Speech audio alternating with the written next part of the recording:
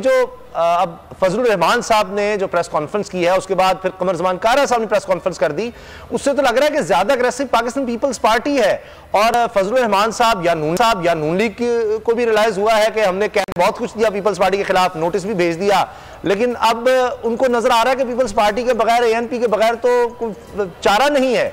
तो लिहाजा इसलिए कहा जा रहा है कि जी हमारे दरवाजे खुले हैं, आप आ जाएं, हमने तो जवाब ही मांगा है, आप दे दें। तो ये आपको लगता है कि कुछ इसमें कामयाबी होगी, पीपल्स पार्टी एएनपी दोबारा सोचेगी वापसी का? उसामा साहब, पीडीएम टूट चुकी है। पीडीएम में आज एहसन इकबाल साहब ने, जो सेक्रेटरी जनरल है पीएमएलएन के, उन्होंने आज पीडीएम का जो व्हाट्सएप ग्रुप था उसमें से एएनपी और पीपल्स पार्टी को रिमूव कर दिया है, उनको निकाल दिया है। रिमूव करना ये इसका मतलब ये है कि वो अब पीडीएम का हिस्सा नहीं है, उनको पीडीएम से निकाल दिया गया है। एएनपी ने तो पहले फैसला कर दिया का हिस्सा नहीं है, उन्होंने कहा कि हम अपना इलेक्शन अलहदा से लड़ेंगे। फिर पार्टी को आज पीएमएलएन ने व्हाट्सएप ग्रुप से निकाल दिया पीडीएम के, इसका मतलब ये है कि अब वो पीडीएम का हिस्सा नहीं है। तो इसमें अब दूसरी राय होनी नहीं चाहिए। जिस तरह से एक दूसरे पे गोलाबारी बसा रहे हैं, ये जिस तरह से एक दूसरे पे तनकीद की जा रही है, अब तो मुझे लग रहा है कि अपोजिशन आपस में आगे लड़ेगी। ये अब पार्टी और नून लीग में कंपटीशन होगा कि बड़ी अपोजिशन कौन है। ये पीडीएम अब जो है वो किस्सा माजी बन चुका है। अब नून लीग जो है, अब तो नून लीग ये तैयारी कर रही है कि आगे हमने पीडीएम की क्या स्ट्रेटजी होनी चाहिए माइनस वेव पार्टी, हमने लॉन्ग मार्च करना है, कब करना है, इस पे भी मुशावरत हुई है, इस पे भी मीटिंग हो रही है। और उसमें एक चीज क्लियर है, पीडीएम नून लीग को तो बड़ी क्लियर है कि अब पे पार्टी के साथ उनके रास्ते बिल्कुल जुदा है। पे पार्टी अलहदा और नून लीग और पीडीएम अलहदा। आगे लॉन्ग मार्च करना है तो कब करना है, ये भी इस पे भी मुशावरत हुई है। जो मेरी इत्तेहाद है वो ये है कि जनाब ये अब अक्टूबर और नवंबर में सोच रहे हैं कि जाके हम लॉन्ग मार्च करेंगे, क्योंकि मई जून जुलाई में तो बड़ी शदीद गर्मी होनी है। इतनी गर्मी में ना लॉन्ग मार्च होना है और ना इस कोई धरना दिया जा सकेगा। दूसरी चीज़ ये है कि अब शहबाज शरीफ कल तारीख पड़ी है, शहबाज शरीफ को अगर कल बेल हो जाती है, वो बाहर आ जाते, तो मुझे तो लग रहा है कि धरना शरना भी कोई नहीं होना। इस्तीफे तो शहबाज शरीफ ने पहले ही कह दिया कि वो इस्तीफों के खिलाफ है, तो इस्तीफों वाला तो चैप्टर क्लोज हो गया। आगे धरना जो है, मेरा नहीं ख्याल कि शहबाज शरीफ वैसे ही धरने की सियासत पे यकीन नहीं करते। तो जो लग रहा है पीडीएम खत्म, पे पार्टी और नून लीग के अपने अपने रास्ते। मौलाना फजलुर रहमान और नून लीग जो है, ये भी मैं आपको कह रहा हूँ, आने वाले दिनों में इनके अंदर भी इख्तिलाफात होंगे, ये आपस में भी लड़ेंगे। मौलाना फजलुर रहमान और नून लीग आपस में लड़ेंगे। मौलाना फजलुर रहमान धरने की बात करेंगे, मौलाना फजलुर रहमान लॉन्ग मार्च की बात करेंगे, जो कि शहबाज शरीफ ने नहीं करना। तो आप देखेंगे कि आगे पीडीएम मजीद टूटेगी और सारी अपोजिशन जो है वो बिखर जाएगी और हर एक अपनी अपनी सियासत करेगा। जी जी ठीक। अच्छा, अब असद खरल साहब, ये तो बाबर साहब ने तो एक और बड़ी बात बता दी है, आप भी ये बातें करते रहे हैं कि लॉन्ग मार्च का वो सारी बातें दुरुस्त हुई, लेकिन ये बताएं कि असल में तो वज़ीर आज़म इमरान खान से इस्तीफा लेना था, मकसद ये था।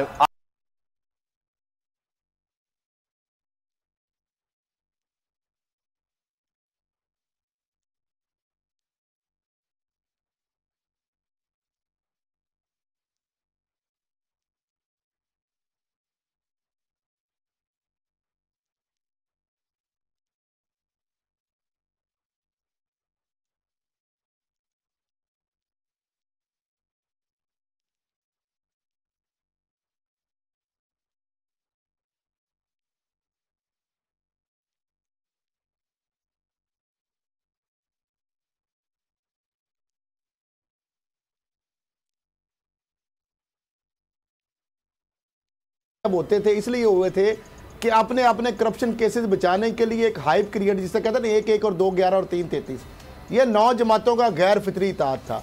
इसमें हर एक का अपना अपना मफाद था, जिसका जितना मफाद निकलता गया वो साइड लाइन होता गया।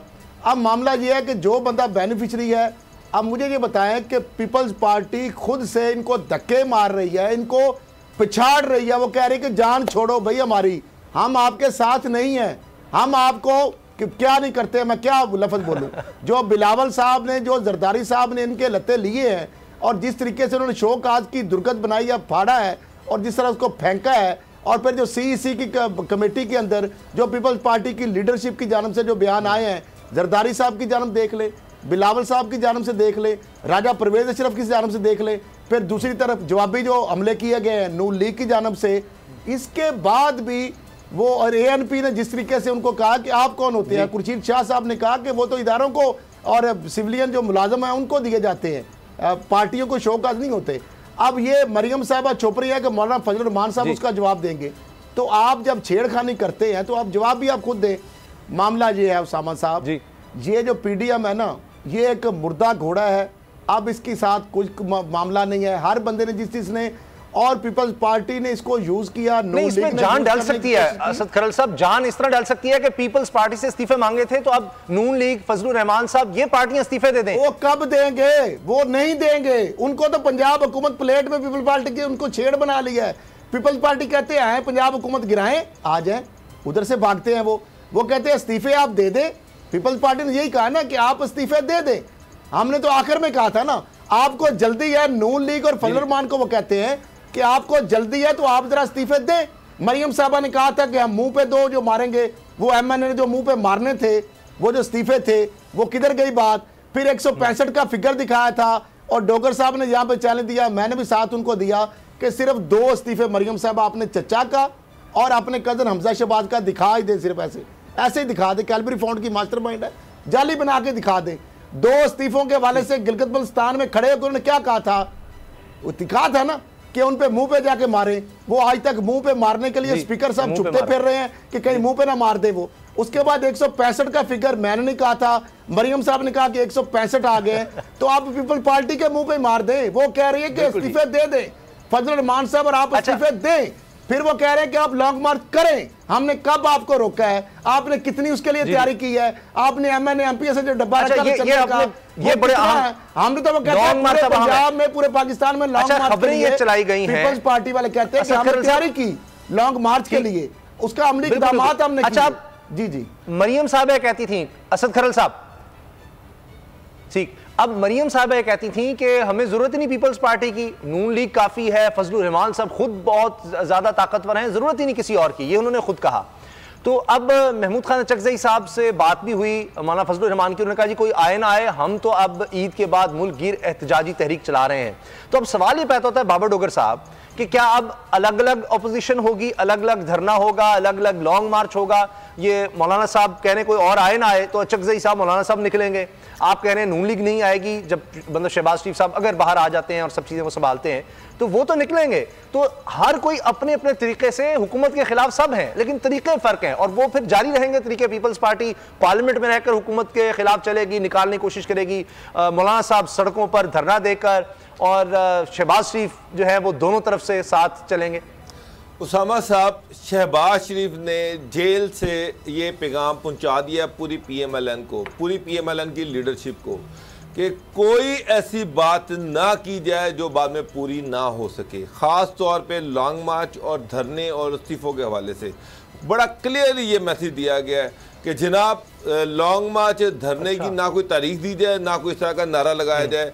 मतलब मौलाना फजलुर रहमान कह रहे हैं ईद के बाद जनाब हम जो है वो लॉन्ग मार्च करेंगे या धरना देंगे। राना सना से मेरी बात हुई, वो कह रहे हैं कि यार ये किस तरह से पॉसिबल है?